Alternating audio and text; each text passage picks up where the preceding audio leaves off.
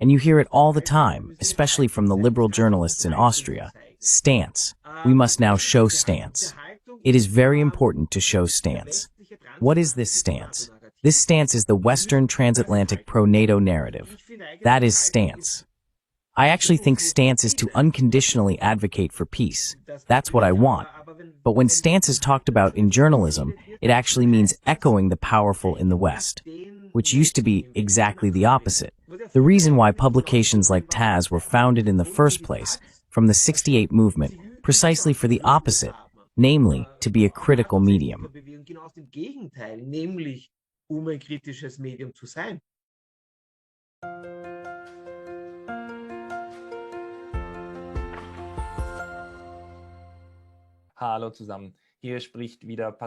Hello everyone. This is Pascal from Neutrality Studies speaking again, today in German, because I have the new editor-in-chief of the magazine International with me. If you have been following this channel in the past few days, you may have seen my obituary for Fritz Ettlinger, the former editor-in-chief and also founder of the magazine, who started it 40 years ago and unfortunately passed away unexpectedly in December. However, the magazine continues, and today I have Dr. Dieter Reinisch with me.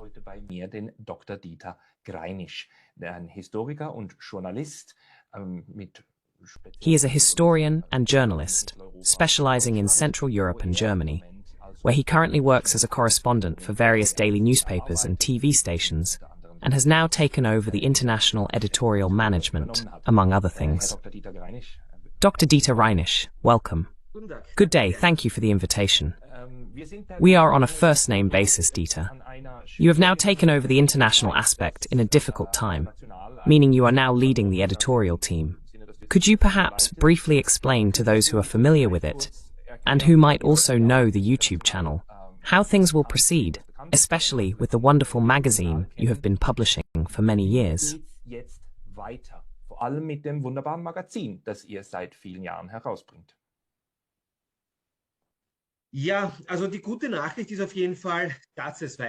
Yes, so the good news is definitely that it will continue. The magazine will continue to be published in the usual manner. So when I say in the usual manner, I mean with political activity, the same line as before, in the usual scope, and with the same number of issues per year. So 6 times a year, 64 plus 4, so 68 pages. In terms of content, also in the tradition as before, so North-South dialogue, peace promotion, multipolarity, active neutrality, these will continue to be the cornerstones. However, there will also be some innovations.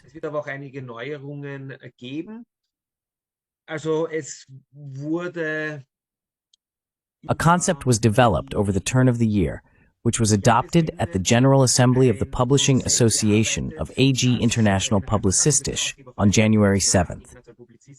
This includes, as already mentioned, continuity on one hand, but at the same time also innovations, especially in the area where we aim for journalistic professionalization with the international, and also an expansion, particularly outside of Austria, in Germany and the rest of the German-speaking area. So, in the medium term, we want to position ourselves internationally as a foreign policy magazine for the German-speaking region.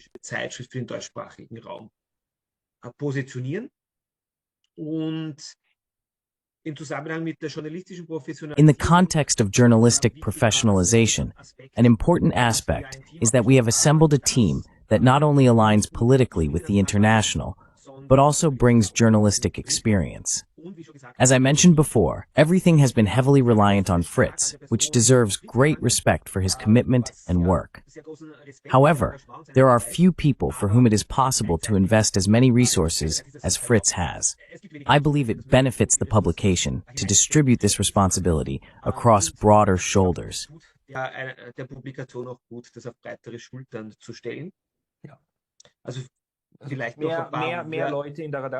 So, more people in the editorial team as well, because Fritz Edlinger led this magazine with passion for 40 years, and now you're working on continuing to build it up, so that it's distributed among more people, as I understand it.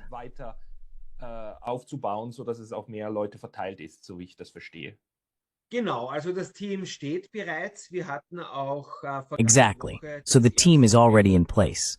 den neuen Chef. We also had the first meeting of the new editorial team last week. I can say a few words about it. As mentioned, the concept was approved at the general meeting of the AG. I have been appointed as the new editor-in-chief, and there will be 2 deputy editors-in-chief. One of them is Herbert Maurer, whom regular readers of the International already know. He has mainly overseen the culture section and has frequently taken over many of Fritz's tasks. So he has been working intensively with the International for a long time. He comes from journalism, with decades of journalistic experience dating back to the 1980s. And as the second deputy editor-in-chief, Michael Vogerer is joining us. Zweiter stellvertretender Chefredakteur kommt Michael Wögerer hinzu. Michael oder Mike, wie er genannt wird. Michael, or Mike as he is called, also has journalistic experience, having worked for 10 years at the Austrian press agency, APA. He comes from what I would now call the left social democratic spectrum, and was the chairman of the Austrian Cuban Society for nearly 10 years until 2023. He is a Latin America specialist, which means he will primarily focus on the Latin America area in the International from now on. There will be a new person assigned to the editorial team, who will take care of book reviews. This is a young historian, also with extensive journalistic experience from Duisburg, who, through working with the book editorial teams and in close coordination with the editorial team, is also being prepared for future editorial roles, if you will. Chefredaktionstätigkeit werden soll. Und ja, Thomas Lehmann, der bisher And Thomas Lehmann, who has been doing the graphics so far, will continue to do so. This means that the appearance of the International will remain the same at first glance, so it will remain recognizable. The important thing about a printed magazine is the appearance as an identity factor. That will remain, but there will also be innovations here, gradual innovations. I can say that right away.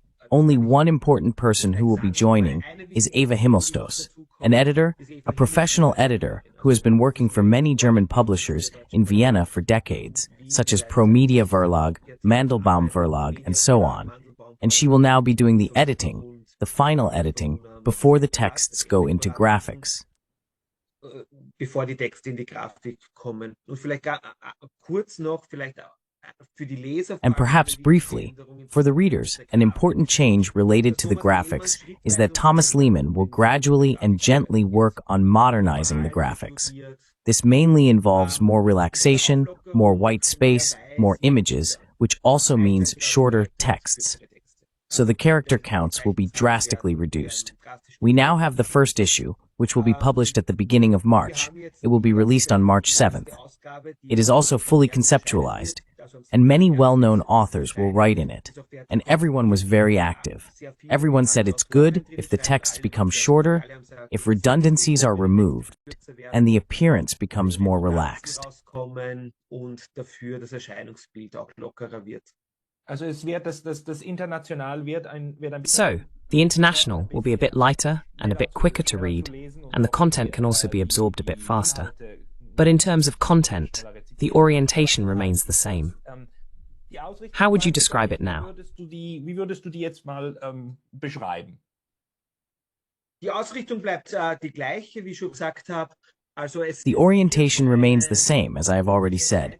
It will be a foreign policy magazine that positions itself outside the day-to-day political foreign policy mainstream. So the International has deliberately not positioned itself there. It actually developed that way due to the changes. But it remains strongly rooted in the tradition from which Fritz comes, in the tradition in which he also founded the International. And that is peace promotion, dialogue. A focus on the Global South, but not exclusively. The focus on the Global South was also very strong due to Fritz's interests, as chairman of the Austrian Arab Society, heavily influenced by North Africa and the Middle East. Sehr stark Nordafrika, Nahe Osten geprägt. Wir wollen von nun an in der Arbeit auch. From now on, we want to encompass all world regions more in our work, including in the editorial office. This is also one reason why Mike Vogerer will focus on Latin America. The new issue will also feature 2 contributions on Eastern Europe, Russia, 2 on Latin America, and 2 on Africa. This means finding a possible balance here to truly publish a foreign policy medium that, as I have already said, is also based on the values of the ideologically old Austrian and German social democracy. As mentioned, peace promotion, neutrality, multipolarity. But at the same time, debates should continue to be possible, or perhaps even more so. In the current issue, there is this debate on neutrality with 2 different positions on neutrality, and such debates should be continued.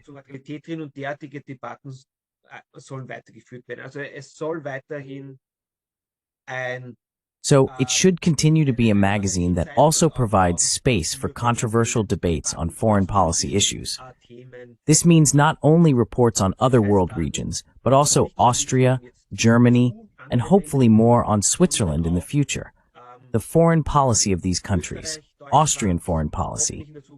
And what will also be in the next issue, as already mentioned, we want to position ourselves more strongly as a foreign policy medium in the German-speaking area. Regular articles on Germany, and there will be, for example, a contribution in the next issue from a German journalist about German foreign policy after the federal elections, because the issue will be published 2 weeks after the federal elections. And then a current analysis, what will German foreign policy look like after the election results, whatever they may be on the 23rd.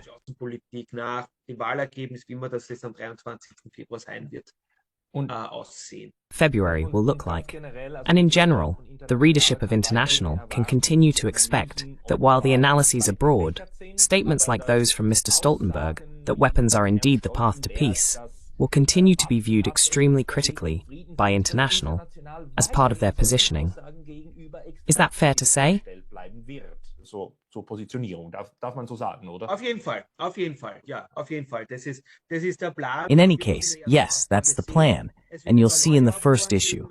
There will be a few new authors, but also a strong continuation, a continuity of the previous authors. Wendelin Ettenauer, who has regularly written so far, will write about EU policy in connection with Ukraine, for example. Leo Gabriel, who has written a lot, will write about the role of BRICS in Latin America. Tamara Kamatovich will write about Donald Trump. Tamara Kamatovich wird über Donald Trump schreiben, George Hallermeyer über Afrika. George Hallermeyer on Africa. There will continue to be the column on the Middle East by Helga Baumgarten. Karen Leukefeld writes about the situation in Syria from Damascus. This means that many of the previously known authors will continue to be found at International. I was in contact with almost all or very many of the previous authors. There is no author who has not responded positively to the new developments, and there is no author who has said they do not want to continue writing for International. Das ist sehr schön. Ich bin froh, das zu hören, weil für die That is very nice. I am glad to hear that, because for the listeners and viewers who are not familiar with International, International is one of the few magazines that has offered asylum to alternative voices and interpretations of world events in the German-speaking area. So, good analysts, good academics, who because these views were no longer in demand, were not published anywhere else in other magazines. And therefore, this alternative and truly peace-oriented approach is, in my opinion, extremely important. Ansatz meines Erachtens auch extrem wichtig. Könnte ich vielleicht noch deine Meinung erfragen, wie denn du den Could I perhaps ask for your opinion on how you interpret the media landscape in the German-speaking area, that is Austria, Switzerland, Germany, in connection with foreign policy? In my opinion, it is extremely sad how uniformly in many papers, especially in the daily newspapers, European politics and especially the relations with Russia and China are currently being driven in a warlike direction. Do you see it that way too? Kriegsrichtung getrieben werden. Siehst du das auch so? Ja, auf jeden Fall. Yes, definitely. So not just daily and weekly newspapers, I would say. This clear line that more war is better is basically presented uncritically. I can still remember when in October 2023, the Austrian weekly magazine Profil simply posted an Israeli missile flying towards Gaza and wrote about it. We are at war. We are at war. Yes, we. Who is we? Are we Austrians at war against Gaza? Or are we the Western community of values, as it is always called? Or who is this we anyway? But this we is simply used, and we are at war, and that is good and necessary. Und wir sind im Krieg und das ist gut und notwendig. Und wenn man sich außerhalb And if you place yourself outside of this narrative, even if you say peace negotiations are good, then yes, if you say that regarding Ukraine, you are labeled a Putin sympathizer. And if you say that in connection with Gaza, then it's said, well, Hamas started it. Personally, I find that absurd, but also alarming, because we in Austria had the role as a place for peace negotiations and neutrality, which was one of the identity factors of the Second Republic. We now have 70 years of the State Treaty, 70 years of neutrality this May. Wir haben jetzt im Mai 70 Jahre Staatsvertrag, 70er Neutralität wird auch. Das wird nach in unserer zweiten. This will appear later in our second issue of this year, in the May-June issue, where these anniversaries and the question of neutrality will be given special attention. And that was what was identity forming for Austria, for a long time. And one more thing I wanted to say. The space for peace negotiations, which Vienna was for a long time, with the headquarters of many international organizations, has been completely abandoned. Nowadays, if you look through the media, there are talks that maybe peace negotiations should take place in Bratislava and everything. But Austria's role has been completely lost. Die Rolle von Österreich ist völlig verloren gegangen und gleichzeitig, wenn du auch heute sagst, ja. And at the same time, if you say today, yes, why can't Ukraine have a neutral status similar to Austria after World War II? It is said that you want to jeopardize Ukraine's independence and sovereignty. But at the same time, part of Austria's identity is that neutrality actually created this sovereignty for Austria. And if you follow the same argument, I'm always told, you are against Ukraine. You want Ukraine to be broken and dependent on Russia. The same people who previously supported Austrian neutrality. Dieselben Leute, die österreichische Neutralität früher unterstützt haben. Kannst du dir das erklären? Denn das ist eine riesengroße. Can you explain that? Because this is a huge question, not only for Austria but for all of Europe.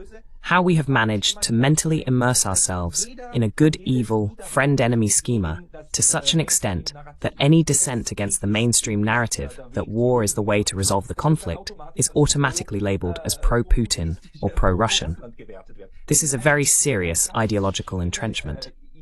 I still don't understand it, but you're a journalist too.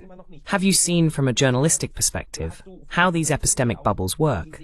That journalism somehow maintains itself within this ideology, or large parts of it.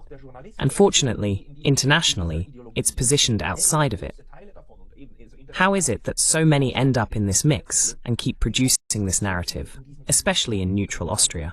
Wieder dieses Narrativ produzieren, gerade im neutralen Österreich. Ich glaube, es gibt ja jetzt nicht eine Antwort darauf. I believe there isn't just one answer or one reason why this has developed.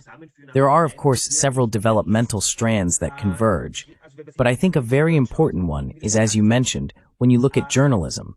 Journalism is a bubble, and as a young journalist, you want to be part of this bubble. And within this bubble, there is enormous pressure, also through social media channels. So, these deliberate attacks by journalists on other journalists within the social media bubble.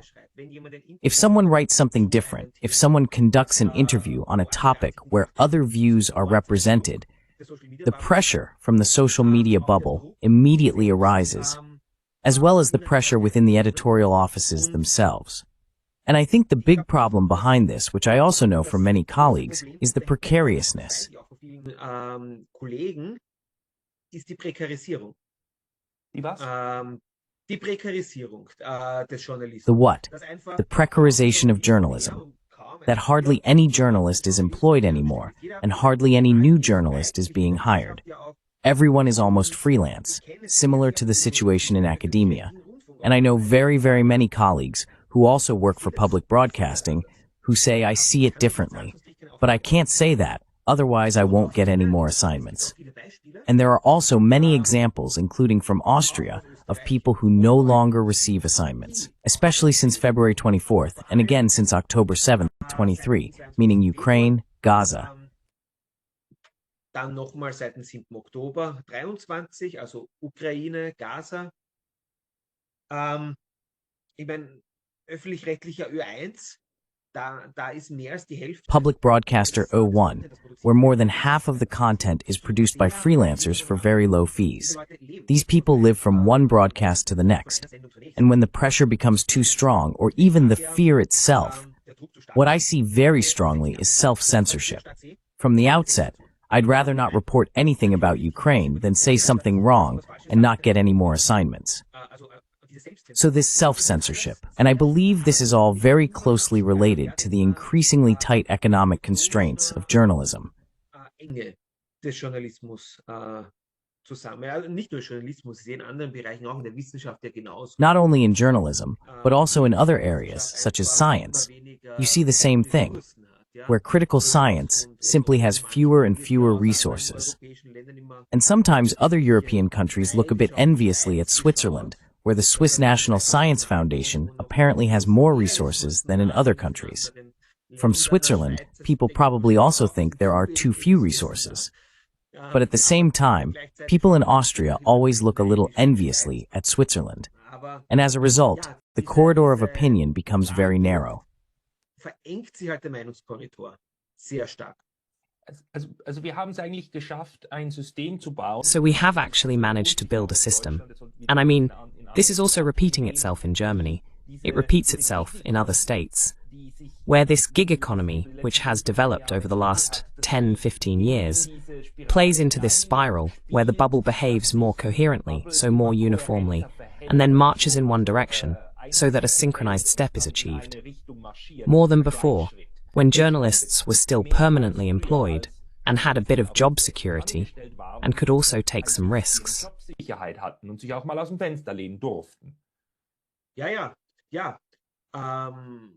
Auf jeden Fall. Yes, definitely. And that's the problem later on in small countries like Austria and Switzerland, where it becomes more difficult to find alternative ways to make a living.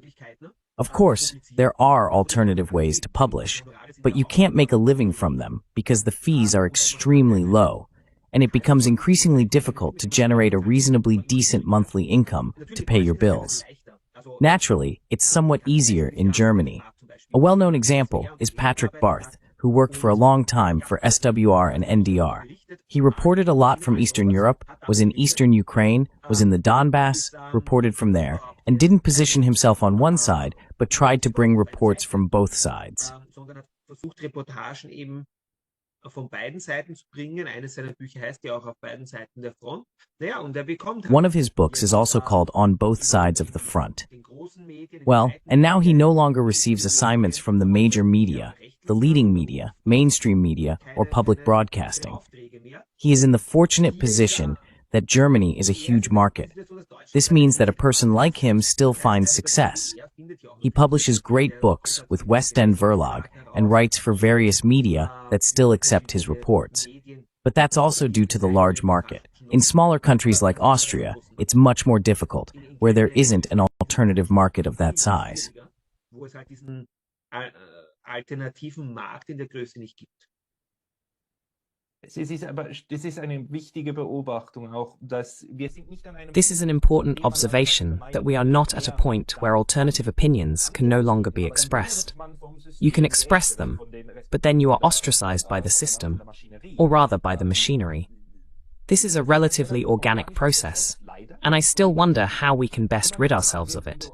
Because interestingly, that's why YouTube channels like this one work, as there is a need for reporting that aligns with the reality of international politics, or, in the worst case, the reality of the battlefield. des Schlachtfeldes im schlimmsten Falle ausrichtet, ist da. Leute wollen wissen, was passiert, währenddem diese People want to know what's happening, while this epistemic journalist bubble leads to simply ignoring everything that's not approved, and sometimes spreading nonsense for months.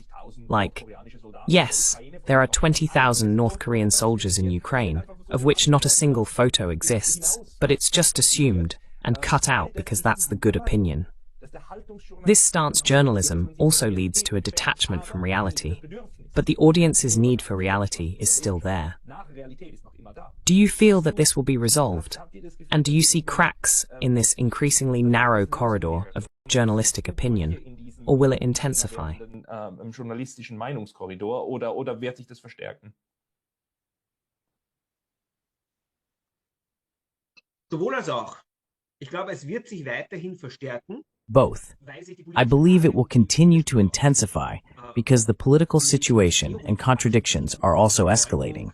The geopolitical situation is escalating. The significance of Europe is declining, and as a result, it will intensify. I believe the conflicts will also escalate, both geopolitically and in the media landscape. But at the same time, I think the process of dissolving this is also unstoppable, because due to this escalation in the media landscape, only one opinion is present, only one opinion is allowed or presented. As a result, a huge number of people are turning away from traditional media. Fewer and fewer people are consuming them because they no longer see their interests and perspectives reflected or no longer believe that objective reporting is taking place. Der Meinung sind, dass hier objektiv berichtet wird. Das ist ja ein ähnlicher Prozess, den man schon früher. This is a similar process that began earlier with the turning away from politics and political parties. There are different terms that can be used for this. Last year, I reviewed a book translated into German by Pro Media Verlag, which I referred to as post-politics. But there are different terms for this process, this turning away. For a long time, it was attempted to explain this as a depoliticizing population. But I don't see it as a depoliticizing population, because in part, it is also a conscious political act, the turning away from politics itself as a political act. Exactly, or I wouldn't even say turning away from politics, but rather turning away from party politics. Abwendung von der Parteipolitik. Weil auch wenn man sich ja anschaut, in Österreich. Because if you look at Austria, 80% of the population, according to the last survey from the fall, are in favor of maintaining neutrality and against closer ties to any military alliance. Similarly, in October and November, a large study by Der Spiegel was published. Der Spiegel, which loudly proclaims how much military support is needed for Israel and Ukraine. Every week there's something on the cover about this. And it talks about arms deliveries to protect our values and freedoms, and more war so that we can live peacefully in Germany, and so on. And then this large Spiegel study comes out, where almost 70% of respondents say they are against arms deliveries. Der Befragten sagen, sie sind gegen Waffenlieferungen. Das heißt, This means that even this constant promotion of a position no longer works. And in Austria, there is no party that openly advocates for neutrality. We have a few parties like the Social Democrats who say nothing anymore, and the ÖVP, which somehow also tries to avoid the issue. Then we have the smaller parties that openly say, well, neutrality protection against Putin is not an option. And if we don't soon actively participate in the EU battle groups or NATO, then Putin will be at Vienna's doorstep in a few weeks. This is also openly stated by parts of the Greens and the liberal Neos. And yes, currently the FPO is already trying to position itself as a defender of neutrality. So your right-wing party, your right conservative party. Genau. Als Verteidiger der Neutralität. Exactly. To pose as defenders of neutrality. But I say pose because historically the FPO was actually the pro-NATO party. So until the early 2000s, it was clearly the pro-NATO party. At that time, the position of the ÖVP, the Conservatives and the Social Democrats, was to maintain neutrality, and the FPO was against it. The classic supporters were against the position of these parties. Fritz Edling also repeatedly mentioned in his interviews that until the early 2000s, the FPO was the pro-NATO party. Now the other parties have abandoned this clear position, whereupon the FPO jumped on this bandwagon. And it works. It is credible for many of the voters. I'm not saying it's credible because they have made so many shifts in their history. aber eine durchgehend klare Position. But a consistently clear position that reflects what the population wants, as shown in the polls, is not represented by any of the parliamentary parties. Not a single one. And these are very similar developments. You mentioned at the beginning that I did my doctorate on the Northern Ireland conflict, lived in Ireland for a long time, still follow the political debate in Ireland very intensively, and am still there. And actually, it's almost exactly the same in Ireland with the question of neutrality, and also with the population, according to polls by the Irish Times. So the Irish Times, which is the major quality newspaper in Ireland, did something very interesting. It immediately shifted to a war course after July 22nd. Eingeschwenkt nach dem 22. Februar mit, ja, wir müssen jetzt alles tun, was nur. In February, yes, we must do everything possible to support Ukraine militarily, and we published weekly surveys on how the population viewed this. And then, a year and a half later, still 80% of the population was against arms deliveries, against military assistance from Ireland to Ukraine, only wanting to send humanitarian aid and nothing else while maintaining neutrality. That was still the result of the Irish Times survey after a year and a half, after which they stopped it. So these weekly. So now there are no more surveys since summer. I think at some point in 2023, the Irish Times then, it was a bit like, okay, it's pointless. It's still 80%, different from what we write. Let's leave it. And now there are no more surveys. Es gibt keine Umfragen halt mehr. Also das macht mir eigentlich Mut, auch dass That actually gives me hope that there is a significant portion of the population who intuitively understands that war is not the path to peace, but rather dialogue and diplomacy. However, it is quite interesting that in this case, we are currently in Europe, whether neutral or not, essentially in a process where politics poorly reflects and filters the opinions and spectrum of views of the population upwards. Aber schlecht widerspiegelt und schlecht filtert nach oben. Und das zu kompensieren, dann der Journalismus. And to compensate for this, journalism similarly begins to paint a dreamlike picture of reality to support certain political processes. However, this ultimately reveals more and more the dissonances, or rather this incoherence, because a good portion of the population sees that their own opinion, or these 80%, are neither reflected in politics nor in the media, and that in doing so, politics and media are essentially digging their own grave. The simple question is whether the political grave comes first, or the grave from a nuclear strike, which we are moving towards. Genau, da gebe ich dir, genau, das sehe ich genauso wie du. Exactly. I see it the same way as you do. And that brings us back to your original question.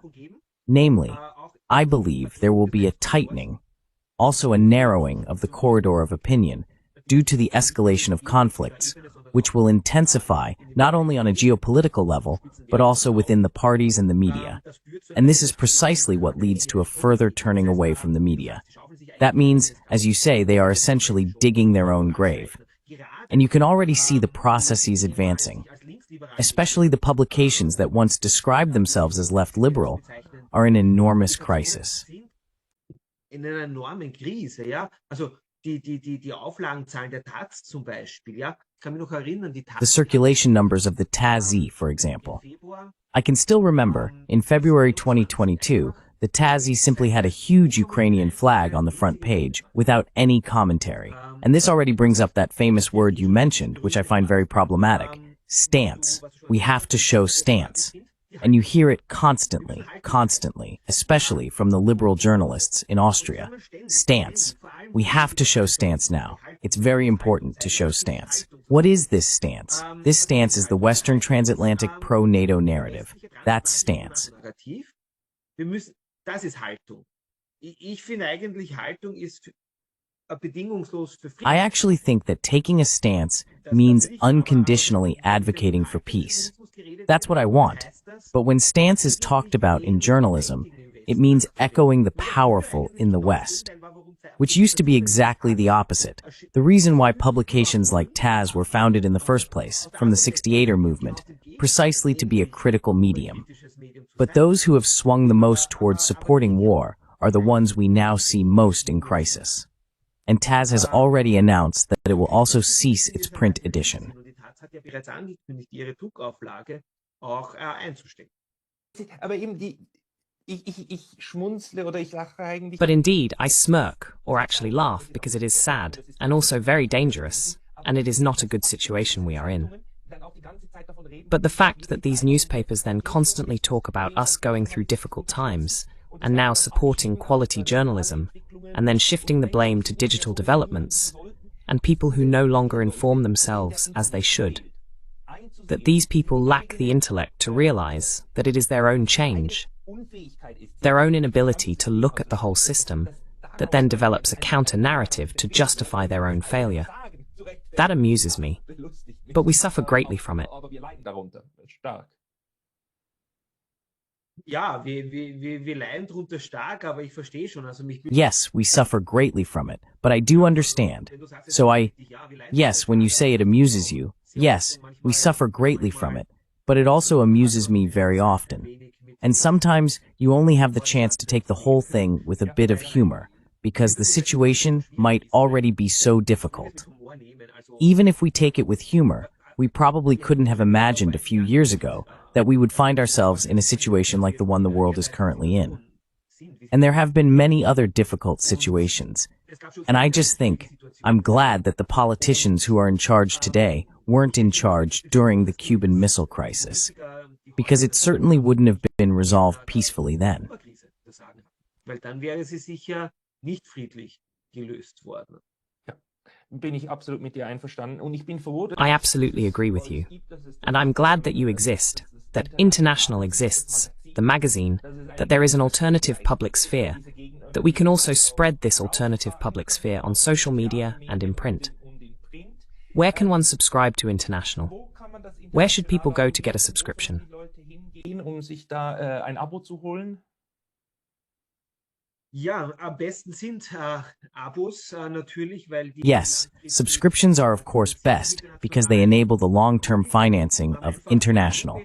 The easiest way is on the homepage international.org.at, and there is a menu item for subscriptions at the top right of the screen in the menu bar, where you can order a subscription. There are different options, starting at €40 for print. There are also digital subscriptions, €40 for print for 1 year, which is a very affordable price for domestic, a bit more for outside of Austria due to shipping costs. What we also have for supporters, and this probably helps us the most at the moment, is that due to this new concept and new setup, costs naturally arise for us. One-time costs like office relocation, new online presence. So to also put us on a healthy financial footing in the long term, we have set up the option of sponsorship subscriptions. Förderabos eingerichtet und ein Ziel der Förderabos ist es, And one goal of the subscription funding is to pay authors who write for us market standard fees in the future. Although I say market standard, the market is currently very small. We cannot afford high fees, but we want to regularly pay authors fees, which has not always been the case so far. Precisely for the reason you mentioned at the very beginning, these were authors who otherwise have no opportunity to publish because the range of opinions has become so narrow, because their critical opinions no longer find a publication platform in the German-speaking area. To give them an opportunity to continue writing, to continue receiving fees, at least to some extent, to be able to live from it, and not have to give up their critical journalistic work. sie nicht ihre kritisch-journalistische Tätigkeit aufgeben müssen. Also mit einem Teil So with part of the funds from the sponsorship subscriptions, we also want to provide support, especially for young authors. Hopefully starting next year, the goal is that we might also be able to make larger investments in research. For example, if an author travels to a region of the world that is otherwise not reported on in the German-speaking area, we can finance research trips. So that is the goal of the sponsorship subscriptions. With the sponsorship subscriptions, you are supporting exactly this critical journalism that we have been talking about, which is becoming increasingly difficult to promote in the German-speaking area. den echten kritischen Journalismus, The real critical journalism, the kind of journalism that questions itself and doesn't just parrot mainstream pro-war propaganda. Ladies and gentlemen, support the magazine international.or.8. We do too. Dieter Reinisch, thank you very much for your time today. Thank you for the invitation. Vielen Dank für die Einladung.